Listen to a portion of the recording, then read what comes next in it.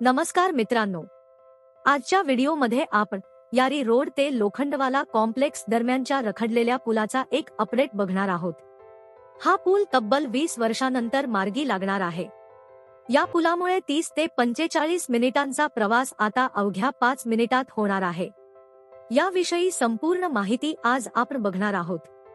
मित्रांनो, व्हिडिओमध्ये पुढे जाण्याआधी आपण जर आपल्या चॅनलवर नवीन असाल तर चॅनलला सबस्क्राइब करायला विसरू नका।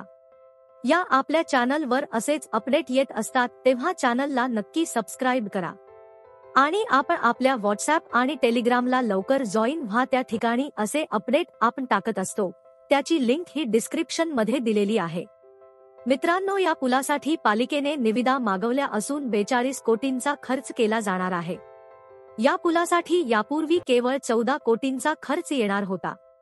मात्र पूल रखडल्याने या पुलाचा खर्च वाढून आता 26 कोटींवर गेला आहे।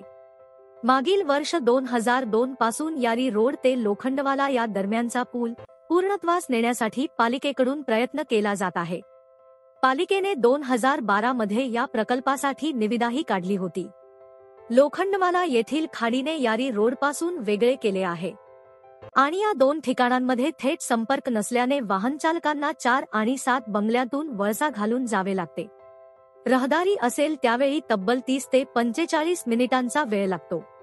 आता 20 वर्षांच्या कालावधीनंतर निविदा काढण्यात आल्याने हा पूल मार्गी लागणार आहे। या पुलाचे काम झाल्यानंतर 45 मिनिटांचा वेळ लागणारा प्रवास अवघ्या 5 मिनिटात करता येणार असल्याचे पूल विभागाच्या अधिकाऱ्याकडून सांगण्यात आले। या दरम्यान या प्रकल्पामुळे खारफुटीवर परिणाम होणार असल्याचे सांगत न्यायालयात याचिका दाखल करण्यात आल्याने हा पूल रखडला होता। या पार्श्वभूमीवर पुलाच्या बांधकाम रचनेत आवश्यक बदल करण्यात आल्याने आता पुलाचा मार्ग मोकळा झाल्याचे प्रशासनाकडून सांगण्यात आले।